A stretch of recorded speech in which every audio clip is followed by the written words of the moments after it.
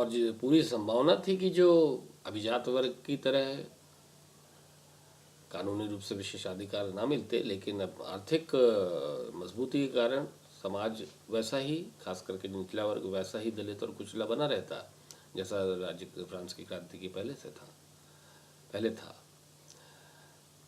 तो ये जो आंदोलन चले, ये आंदोलन भी एक दूसरी चीज़ का परिणाम थे, जिसे हम इतिहास में औद्योगिक क्रांति के नाम से जानते हैं। औद्योगिक क्रांति वास्तव में,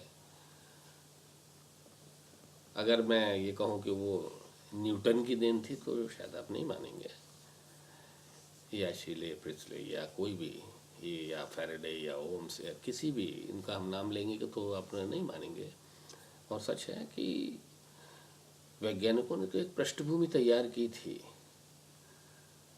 मैथमेटिक्स के, फिजिक्स के, केमिस्ट्री के, इन क्षेत्रों में अच्छी प्रगति हुई थी और इन्होंने मार्ग प्रशस्त किया था। जब पश्चिमी देशों में चीज़ों को बारीकी से नापने का एक क्षमता विकसित हुई और गणित का उन्होंने ज़्यादा से ज़्यादा उपयोग समझा औद्योगिक गतिविधियों में, तो उनमें प्रगति होना चालू हुई। इसके पहले उन लोगों में इतना ज़्यादा कोई तरक्की नहीं हुई थी। जो चांदा जिसे हम कहते हैं 180 डिग्री का, ये 2500 साल पुराना था, लेकिन उसका समुचित उपयोग करना वर्कशॉप में, ये वो नहीं सीखे थे। दोस्तों, ये हमारे अंदर कोई झूठा गर्व पैदा हो इसलिए मैं नहीं बता रहा हूँ आपको, क्योंकि ये हमारी पतन का और हमारी जो अकर्मण्यता है उसका बहुत बड़ा कारण ये है कि हम अपने पास्ट पर बहुत ज़्यादा गर्व करते हैं। कृपया, मैं अपने साथियों को हमेशा ये चेतावनी देता रहता हूँ कि हमारा पास्ट क्या है, यह बहुत गौरवपूर्ण है, ये कोई बहुत बड़ी बात नहीं है। अपने बाप दादों पे गर्व करते हैं अयोग्य लोग, इसलिए, मगर फिर भी ये बताना मैं ज़रूरी समझता हूँ कि अलबरूनी जो लगभग 1000 साल पहले हिंदुस्तान आया था, उसने लिखा है पंजाब की कुछ जगहों के, उत्तर प्रदेश की कुछ जगहों को उसने देखा था, जिसे आज उत्तर प्रदेश कहते हैं, कि यहाँ के जो शल्य चिकित्सक होते थे, डॉक्टर्स जो होते थे, उनके पास ऐसे इंस्ट्रूमेंट थे जो बाल को बीच से चीर सकते थे, बिल्कुल बराबर टुकड़े कर सकते थे, और उनके पास यंत्र था जिससे वो उसको साफ साफ देख सकते थे बाल को। तो सूक्ष्म चीज़ें और बारीकी से चीज़ों को नापना ये भारत में संभव था, क्योंकि हम अपने पुरातत्व, अपने जो बिल्डिंग हैं या अपने जो पुराने जो कुछ सामान मिले हैं, उनके सिलिंड्रिकल शेप, उनके स्फेरिकल शेप जितना बारीकी से देखते हैं, और मूर्तियों में कई जगह पर जो बारीकी का काम हुआ है, निश्चित रूप से नापजोक में भारत के साथ ईरान, चीन, ये सब पीछे नहीं थे। अभी अलग बात है कि इंडस्ट्रियल रिवोल्यूशन का जन्म जो है वो यूरोप में हुआ। बस एक बात थोड़ा सा और बता दूं मैं, कि जिसे ये इंडस्ट्रियल रेवोल्यूशन बोलते हैं और जिसकी शुरुआत यूरोप 18वीं शताब्दी से के प्रारंभ से या मध्य से मानता है, इसके 200 वर्षों बाद भी सन 1900 में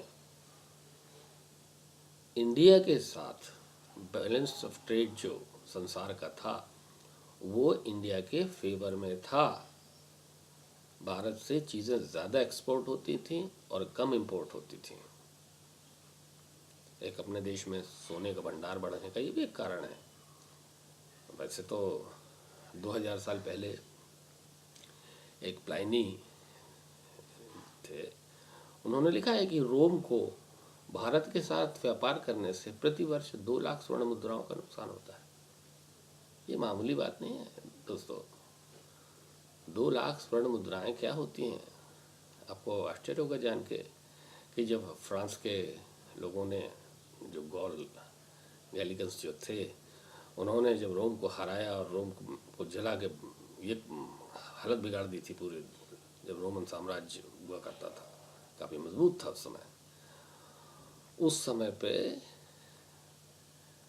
जो भी उस समय लोग थे संधि करने के लिए उपस्थित थे, उनसे उन्होंने केवल 450 किलो सोना मांगा था, या 500 किलो जो भी है। तो ये कोई बहुत इतने आर्थिक रूप से इतने बड़े साम्राज्य नहीं थे। खैर, भारत में जिसे वास्तव में इंडस्ट्रियल रिवॉल्यूशन कहा जाता है, वैसी क्रांति नहीं हुई थी। ये सच में यूरोप में ही हुई थी, भारत और चीन में या ईरान में नहीं हो सकी। जबकि वैज्ञानिक रूप से उसके पहले के समय में ये तीनों देश पूरी यूरोप से आगे थे, और यूरोप के ज्ञान का बहुत सारा भंडार, इवन यूरोप की जो नेवी है जिसने पूरी दुनिया पर उनका राज्य स्थापित किया, वहाँ की नौसेना, उसने बहुत कुछ अरबों से सीखा था, अरब लोगों ने उन्हें सिखाया था। बहुत सारी चीज़ें उन्हें भारत से मिली थी। या फिर याद दिला दूँ, 19वीं शताब्दी तक संसार की शिप बिल्डिंग का सबसे बड़ा सेंटर भारत था। चलिए, नहीं तो इसमें समय ज़्यादा हो जाएगा। यूरोप में जो इंडस्ट्रियल रिवॉल्यूशन हुई है वो सीधा सीधा 3-4 चीज़ों का परिणाम था। पहला, वैज्ञानिक जो सिद्धांत थे, लेबोरेटरीज में जो चीज़ें तरक्की हो रही थी, और इसे उद्योग में लागू करने में जो एक एंटरप्रेन्योर की ज़रूरत थी, जो इसको न सिर्फ प्रायोगिक रूप से उसका उपयोग करे, उसको बाजार में ला सके। पहली चीज़ तो ये एंटरप्रेन्योर वर्ग वहाँ पे आया ऊपर। एंटरप्रेन्योर वर्ग के आने का भी कारण क्या था कि जहाँ जहाँ यूरोपियंस व्यापार करने जा रहे थे, तो व्यापारी कम, लुटेरे ज़्यादा थे। वहीं पर गोलमोल करके मैनिपुलेशंस के द्वारा, और एक बहुत ही गंभीर विषय, वो इधर उसकी चर्चा नहीं की जा सकती, कि जो सांकेतिक मुद्रा, ये जहाँ घुसते थे वहाँ पर मिंटिंग का काम हाथ में लेते थे। एक सांकेतिक मुद्रा बना करके थोड़ी सी धातु से बड़ा बड़ा सामान खरीद के अपने देशों को पहुँचा दिया करते थे। या वो कोई यूरोपियन इतिहासकार या यूरोपियन अर्थशास्त्री इस बात को न बताएगा न स्वीकार करेगा, लेकिन ये एक बहुत बड़ी चीज़ थी कि बिना कुछ दिए थोड़ा सा तांबे या चांदी के टुकड़े दे करके और इस देश से बहुत सारा सामान वो ले जाया करते थे। तो इस प्रकार वहाँ पर सामान पहुँचा, यहाँ से धन पहुँचा, सोना पहुँचा। सोने में भी उन्होंने जो इतना बढ़िया तरीका निकाला था, उनके पास चांदी की खदानें दक्षिण अमेरिका और कई जगहों में मिल गई थी, अफ्रीका में। तो इस चांदी के बदले उन्होंने बहुत सोना लूटा यहाँ। पहले 10 चांदी की मुद्राओं से 10 इकाई वजन से 1 इकाई वजन का सोना मिल जाता था। समझ लीजिए 10 तोले सोने से 1 तोला 10 तोले चांदी से 1 तोला सोना मिल जाया करता था। इन्होंने 20 तोले चांदी से 1 तोला सोना कर दिया। बड़ा गलत किया ना। ये पहले 20 रुपये में 10 रुपये में 1 तोला सोना मिलता था, इन्होंने 20 रुपये, नहीं, ये बदमाशी थी। इनके पास तो चांदी के भंडार थे। इन्होंने क्या किया, 20 सिक्के दे करके और 1 तोला सोना लिया, और उसके बदले यहाँ से सोना ले गए ढो करके बहुत बड़ी मात्रा में। और ये सोने से वो बहुत सारी चीज़ें वहाँ से ला करके यहाँ बेचते थे। ये क्रम चलता रहा, और इसमें इसकी जो बहुत क्लिष्ट है ये, इसके किसी प्रकार की विश्लेषण करना, लेकिन ये बिल्कुल स्पष्ट है।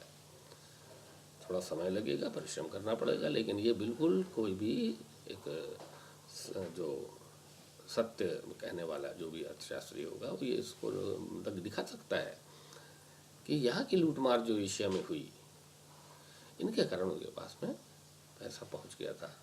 तो उनके पास पूंजी उपलब्ध थी, वर्कशॉप में काम हो रहा था, एंटरप्रेन्योर थे, और उनके लिए पूंजी उपलब्ध हुई। इंग्लैंड में बैंक ऑफ इंग्लैंड और दूसरे जो प्राइवेट सोर्सेज जो थे, जो यहूदी ब्याज पे पैसा देने वाले थे, ऐसे इनको फाइनेंस अवेलेबल हुआ। तो सारी चीज़ें थी, विज्ञान था, एंटरप्रेनर था और पूंजी थी। एक ही चीज़ की ज़रूरत है, वो है श्रमिक, काम करने वाला व्यक्ति, unskilled, semi skilled, skilled worker, इनकी ज़रूरत थी। ये भी यूरोप में बहुत बड़ी संख्या में उपलब्ध हो रहे थे, क्योंकि ग्रामीण क्षेत्र में पृथ्वी पर जो ज़मीन था उस पर बोझ बढ़ रहा था, उतने लोगों को सपोर्ट नहीं कर सकती थी भूमि, खेती के कोई बहुत ज़्यादा विकास नहीं हुआ था, तो ये शहरों की ओर आना इनका चालू हो चुका था। और ये लोग इनको उपलब्ध थे, एंटरप्रेनर्स को, जो उद्यमी लोग थे उनको ये लोग उपलब्ध हो गए। इसके अलावा ये कहना कि जैसे भारत देश है या जो जो इस्लामिक वर्ल्ड है, वहाँ पर कानून व्यवस्था ठीक नहीं थी और वहाँ पे कानून व्यवस्था बड़ी अच्छी थी, ऐसा तो नहीं है, बिल्कुल नहीं है। क्योंकि अभी जो भी है अपने व्यक्तिगत कारणों से इस्लामिक राज्य की कुछ भी बुराई करे, लेकिन इस्लामिक राज्य में न्याय के जो उच्च आदर्श, समता, समता, जो फ्रांस की राजक्रांति की देन कही जाती है, इसमें इस्लामिक साम्राज्य जो भारत में था और बाद में छोटे छोटे प्रोविंशियल किंगडम्स बनी, चाहे वो हिंदुओं की थी, चाहे मुसलमानों की थी, चाहे मराठों, सिखों, किसी की भी थी, यहाँ पे न्याय व्यवस्था काफ़ी उचित थी और एक आसानी से किसी के ऊपर अन्याय नहीं किया जा सकता था, चाहे वो सल्तनत काल के मुसलमान राज्य हो, चाहे मुगलों का समय हो। इसमें न्याय को बहुत ज़्यादा महत्व दिया जाता था। सुल्तान अपने भतीजे को सिर्फ नहा रही औरतों को लगातार देखने पे उसे मार डालता था, मारा है उसने। और कोई भी न्याय जो है उससे अलग नहीं था। जहांगीर के बारे में कहा जाता, अकबर का तो है ही एक सामने उदाहरण, और आपको आश्चर्य होगा कि सोशल क्षेत्र में भी इनका इंटरफेरेंस इन्होंने किया है, जहाँ गलत चीज़ देखी है। मोहम्मद बिन तुगलक है, अकबर है, इन्होंने समाज की जो बुराई थी, सती प्रथा, इसके विरुद्ध में बहुत सख्त आदेश निकाले थे और उनका पालन करवाया था। तो ये जो कहना कि भारत में यूरोपियंस ने एक व्यवस्था दी है, यूरोप में कोई बहुत अच्छी व्यवस्था थी, ऐसा नहीं था। लेकिन जब ये व्यापार शुरू हुआ तो राजाओं ने या सरकारों ने ये देखा कि अब ये ज़मीन के लगान तो ख़त्म हो रहा है, ख़त्म हो गया है, अब राज्य के आय के साधन कुछ होना चाहिए। तो उद्योग और व्यापार, और सिर्फ आंतरिक नहीं, बाहर के व्यापार, ये एक कर का बहुत अच्छा साधन हो सकते थे। इसलिए सरकारों ने या राजाओं ने इसको सपोर्ट किया कि उद्योगों को बढ़ना चाहिए। उद्योगों में बहुत सारे फायदे थे, कम ज़मीन की ज़रूरत थी। जब भाप का आविष्कार हुआ या वाटर के जो पंचक्की का जो ताकत थी उसका उपयोग शुरू हुआ, तो उसने घोड़ों और मनुष्यों की जो पार्श्विक शक्ति होती है उससे बहुत सस्ते में इन्हें, जिसे आज हम ऊर्जा कहते हैं, ऊर्जा उपलब्ध करा दी।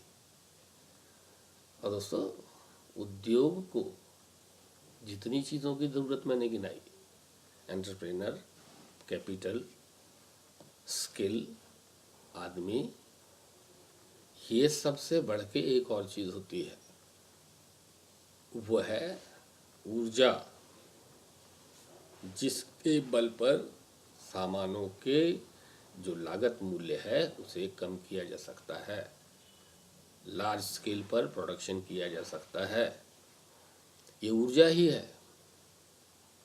ये कई रूप में आई, स्टीम पावर आया, फिर आईसी इंजन आए, डीजल एक बहुत बड़ा सोर्स बना, पेट्रोल सोर्स बना, इलेक्ट्रिसिटी ने तो पूरी दुनिया बदल के रख दी। और शायद जब तक इलेक्ट्रिसिटी जैसी ही कोई इतनी हैंडी और इतनी सस्ती कोई ऊर्जा का स्रोत नहीं आता, तो अभी इलेक्ट्रिसिटी चलती रहेगी और इलेक्ट्रिसिटी में पूरी पूरी क्षमताएं हैं कि मनुष्य की आवश्यकताओं की पूर्ति कर सकती है। तो उसमें ऊर्जा के स्रोत आए, और उस स्रोत का अंतिम सोर्स जब पूरा का विश्लेषण करेंगे तो वो कोयला है।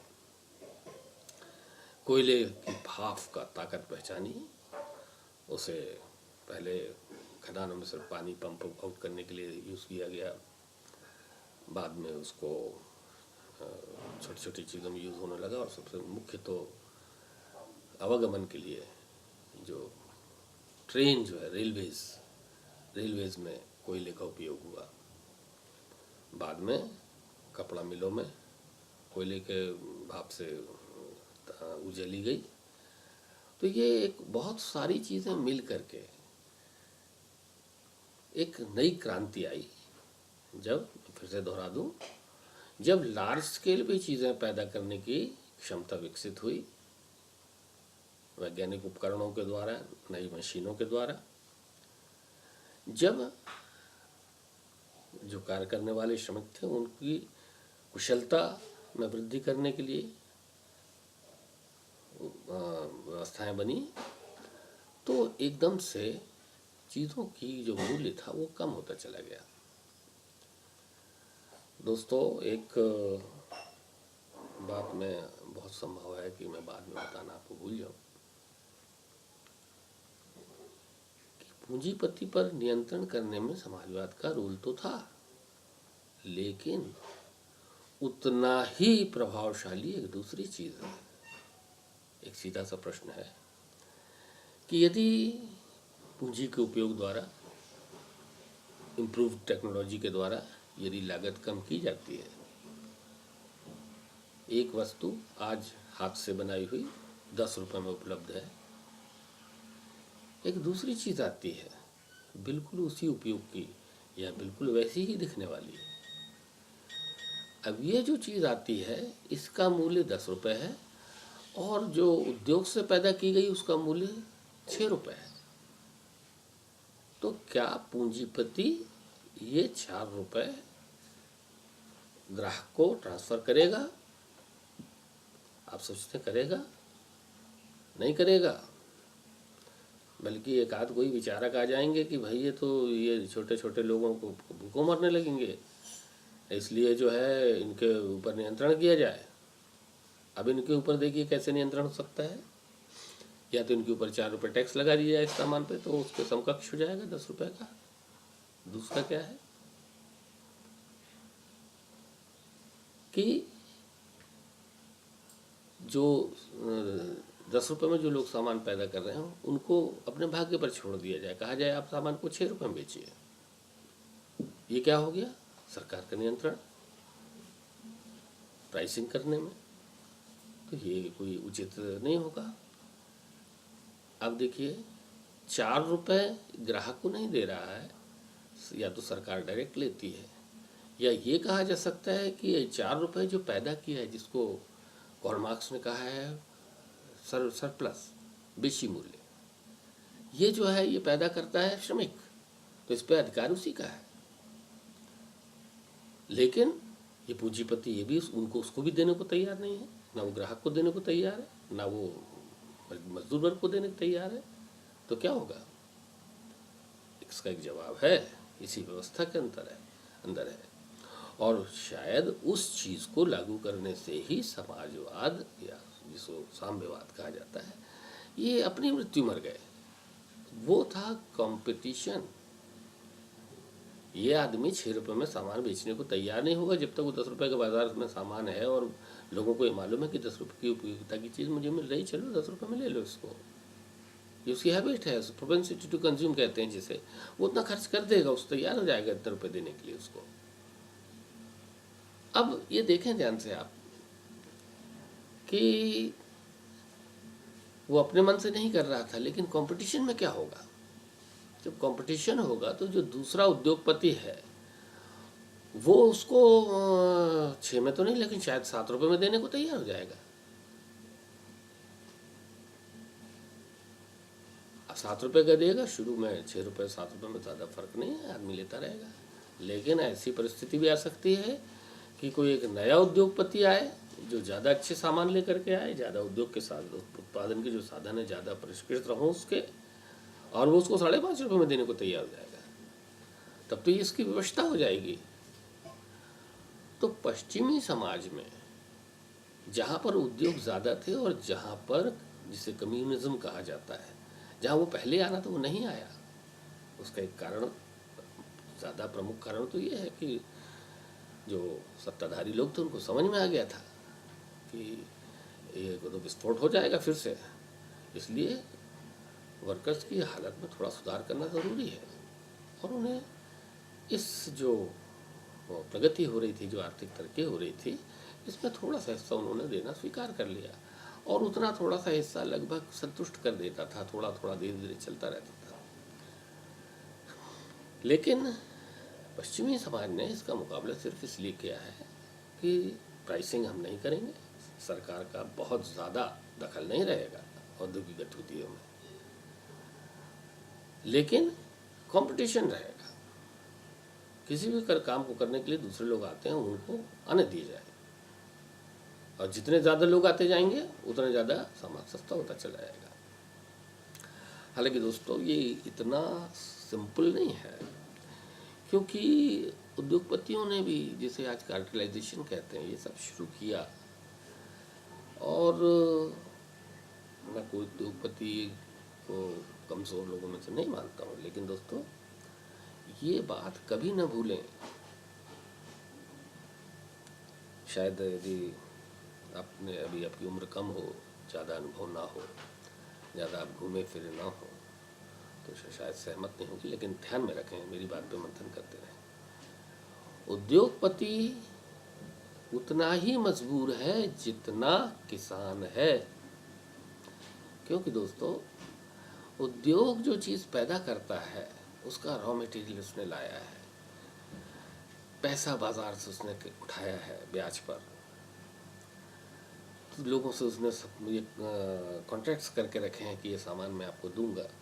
उन चीज़ों की डिमांड पक्की है, अच्छी मजबूत डिमांड है, इससे कोई उसमें उद्योग में कोई कमी नहीं है। लेकिन दोस्तों जैसे गेहूँ या दूध या अंडा ये रखा नहीं जा सकता था, जिसके कारण से मेटल का महत्व हुआ। उद्योग का सामान तो धातु का है या किसी और दूसरी चीज़ों का, वो रखा तो जा सकता है दोस्तों, लेकिन ये बाजार की देनदारियों का क्या होगा, ये मजदूरों की तनख्वाह का क्या होगा। तो उद्योगपति भी किसी के हाथ में खेलता है, जिसे हम कहते हैं व्यापारी। ये व्यापारी के हाथ में खेलता है। व्यापारी वर्ग, चूँकि व्यापारियों की संख्या उद्योगपतियों से 10 गुनी, 50 गुनी, 100 गुनी, 500 गुनी है, इसलिए व्यापारियों के विरुद्ध कोई बात कर पाना बड़ा मुश्किल होता है। लेकिन आप देखेंगे, मैं उन व्यापारियों की बात नहीं कर रहा हूँ जो जिनसे आप अपने किराने का सामान खरीदने जाते हैं, जिससे कपड़ा खरीदने जाते हैं, इनकी ज़्यादा बड़ी हैसियत नहीं है, ये लगभग मध्यम वर्ग या निम्न मध्यम वर्ग के समकक्ष हैं। वो व्यापारी जो कहीं ना कहीं फाइनेंस की दुनिया को कंट्रोल किए हुए हैं, और उद्योगपति मजबूर है अपना उत्पाद एक प्रॉफिट लेकर के उनके हाथ में दे देता है वो, क्योंकि उसको अगला रॉ मटेरियल चाहिए, उसे फिर से काम चालू करना है। तो एक ये तथ्य को भी हम ना भूलें। लेकिन जो एक समाजवादी विचारधारा फैली थी, कभी कभी ये उद्योगपति वर्ग के भी कुछ लोगों के अंदर जो उदारवादी थे, जिनके अंदर मानवता थी, उन्होंने भी इसमें से कुछ सहयोग किया है। लेकिन मुख्य रूप से सहयोग जो करने वाले वही थे, मानवतावादी लोग थे। और दोस्तों वहाँ की जो प्रॉस्पेरिटी है यूरोप की, चाहे वो इंग्लैंड हो चाहे फ्रांस हो, कोई भी, उसमें जिस तरीके से शुरू में मजदूरों के साथ जो व्यवहार किया गया है, जिस तरीके से चाइल्ड लेबर रखा गया, जिस तरीके से औरतों को लेबर के रूप में रखा गया और परिवार की व्यवस्था उसके कारण बिगड़ी, बहुत सारी चीज़ें ऐसी हैं जो कोई गर्व करने के लायक नहीं है। और कभी कभी आप ये भी महसूस कर सकते हैं कि ऐसी चीज़ों से, ऐसी परिस्थितियों में यदि औद्योगिक विकास हुआ है तो कोई बहुत, मतलब ये कोई अच्छा सौदा नहीं था मानव समाज के लिए, लेकिन ऐसा हुआ। और ऐसी जो मज़दूरों की जो हालत थी, आप मज़दूरों की जो हालत थी वो आज के बम्बई या दिल्ली की जो झोपड़पट्टी या जो गंदी बस्तियां हैं, इनको 2 गुना 4 गुना और गंदा कर दें, आपका उसको जो आज कम से कम पानी नालियों में बह रहा है तो और लोग झोपड़ियों में रह रहे हैं, आप कल्पना करिए कि नाली का पानी कभी घुस करके किसी आदमी के घर में घुस जाए। सोने को बिस्तर नहीं थे लोगों के पास में, सवेरे से रात तक डाउन टू डस्क जिसको कहते हैं काम कराते थे, इंडस्ट्रियल लेबर से भी, जैसा ग्रामीण क्षेत्र में अभिजात वर्ग कराया करता था। और वो इतने मजबूर थे कि उनको जो कुछ भी मिल जाता था तो वो उससे संतुष्ट हो जाया करते थे। और ये डींग मारना कि लोगों के स्टैंडर्ड ऑफ लिविंग सुधरा है, और ये जो फ्रॉड एक किया गया, और जो फ्रॉड अभी जो हमारे देश की सरकार है ये फ्रॉड करती रहती है कि जीडीपी की बात करती है, ग्रॉस डोमेस्टिक प्रोडक्ट, ये बहुत बड़ी बदमाशी है। रतन टाटा के 25,000 करोड़ और एक छोटे शहर के 50 मजदूर, दोनों को मिला दो, इनके 51 आदमी हुई है, और इनके 51 का भाग दे दो दोनों में, पता चला सबको लोगों ने साल में 40-40 करोड़ रुपए कमाया। ये पर कैपिटा इनकम हो गई। जीडीपी कभी मापदंड नहीं हो सकती है, या जीडीपी की ग्रोथ कभी मापदंड नहीं हो सकती है कि लोगों की स्थिति में सुधार हो रहा है। लोगों की स्थिति में सुधार जो बीच में खड़ा हुआ व्यक्ति है, या जो सबसे नीचे के जो तबका है, जिसे भी जीने का अधिकार है, जिसका इंसान का शरीर है, वो सारी चीज़ों के लिए वो भी एक्सपोज्ड है, उसको बीमारियों के लिए एक्सपोज्ड है, वो मेलन्यूट्रिशन, सब चीज़ों, बहुत सारी चीज़ें उसके समस्याएं हैं। तो वो कहाँ पर है अभी, उसकी स्थिति में क्या है? तो यूरोप का जो समाज है, जब बड़ी बड़ी बड़ी डींग मारी गई और बताया गया कि यूरोप जो है संसार का गुरु हो गया है और विज्ञान है और बड़ा उदारवाद वहाँ आ चुका है, ऐसा नहीं है। मजदूरों की स्थिति बहुत ख़राब थी। लगभग औद्योगिक क्रांति की यदि शुरुआत हम 1750 से माने, 1730, 1760, 1770 जो भी है, जिस समय कार्ल मार्क्स, फ्रेडरिक एंगल्स, इन लोगों ने 1 जनवरी 1848 जब अपना, जिसे उन्होंने कम्युनिस्ट मैनिफेस्टो कहा था, जब वो जारी किया है, उस समय पे जो लेबर की जो स्थिति थी, मशीनों में जिस प्रकार पट्टे घूम रहे हैं, कोई लेबर आ गया उसमें ऊपर 40 फीट तक खींचते हुए पट्टा ले गया, वहाँ से ले जाकर के पटक दिया, मर गया, बोला उसको घर वाले उठा के ले जाएंगे। कई बार घर वाले उठाने के लिए 100 किलोमीटर दूर रहते, कोई नहीं आते, तो उसका जैसे भी डिस्पोजल कर दिया गया। छोटे छोटे बच्चे ऊंची ऊंची सीढ़ियों पर चढ़ के वहाँ ऑयलिंग कर रहे हैं मशीनों में, हाथ में तेल लगा हुआ है, सीढ़ी से उतरते समय हाथ में तेल लगा के चलते हुए नीचे तक आए, वहीं डेथ हो गई उनकी, कोई देखने वाला नहीं। बहुत अत्याचार हुए हैं।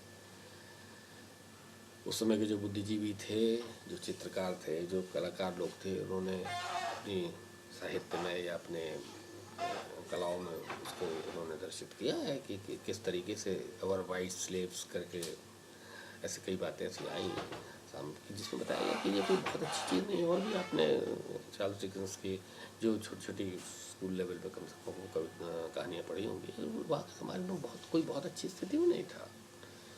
फिर भी ये निश्चित रूप से कहा जाएगा कि जिस तरीके से पॉपुलेशन बढ़ रही थी, अब ग्रामीण क्षेत्र इनका बोझ उठाने में सक्षम नहीं था, और अंत सिर्फ 2-3 ही हो सकते थे कि हिंसा के द्वारा ये पॉपुलेशन ख़त्म होती, या प्राकृतिक प्रकोप, बीमारियों से ये लोग मरते, क्योंकि इतनी भूमि से इनको सपोर्ट नहीं किया जा सकता था। पॉपुलेशन एक्सप्लोजन हुआ था, एकदम से पॉपुलेशन बढ़ रही थी, और उसका कारण भी विज्ञान था।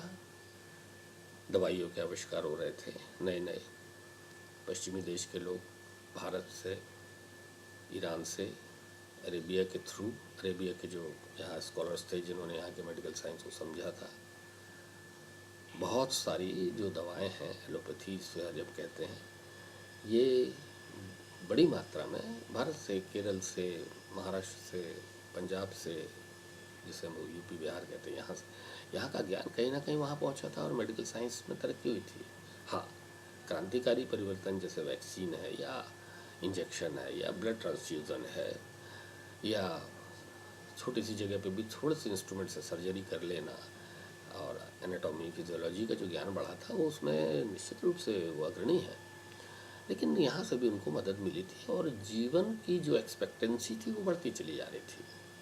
इवन उद्योगों में, जिन उद्योगों में जीवन की जो एक्सपेक्टेंसी बहुत कम थी, तो कुछ नई प्रोसेसेस जब आई, हीट कम हुई, थोड़ा वो खुले जगह में उनका वो काम करना संभव हुआ, हवा, कारखानों की छत ऊपर की गई, तब न घुटे लोगों का, तो कुछ परिवर्तन ऐसे आए जिसके कारण उनको उसमें सुधार होते चले गए, स्थितियाँ सुधरी और उत्पादन बढ़ने लगा। तो इस प्रकार हम देखेंगे कि ये जो चीज़ें, बुराइयाँ उस समय आ रही थीं, उनका भरपूर विरोध हुआ, समाज के अच्छे वर्ग ने उसका विरोध किया और इन्होंने एक लेजिस्लेशन का रूप लेना शुरू कर दिया। ये सिर्फ बातें नहीं रह गई कि कहीं पे कोई गैदरिंग हुई, बड़े विचारकों ने अपने विचार व्यक्त किए, फिर उनको धन्यवाद ज्ञापन किया और वो अपने घर चले गए। नहीं, ये अपने देश में होता है, उस समय पे नहीं था, गंभीर थे लोग। और लेजिस्लेशन शुरू हुआ, factory act, workman compensation act, बहुत सारी चीज़ें लोगों के हित में आई और इसके कारण से जो एक ये क्रांतिकारी विचारधारा थी, जिसको रेडिकल्स की, इस व्यवस्था को बदलने के लिए एक खूनी क्रांति की ज़रूरत है, जिसमें सरबराह, जिसके गरीबों को, जो जिनके पास आए उत्पादन के साधन नहीं है, प्रोलेटरिएट वर्ड जो ग्रीक से आया था, कि जो लोग समाज में काम तो करते हैं लेकिन संस्कृति में उनका कोई योगदान नहीं होता, तो ग्रीक लोगों ने प्रोलेटरिएट कहते थे, वो स्लेव्स भी कह सकते हैं आप, सर्फ भी कह सकते हैं, या हायर्ड लेबर जो भी हुआ करता था।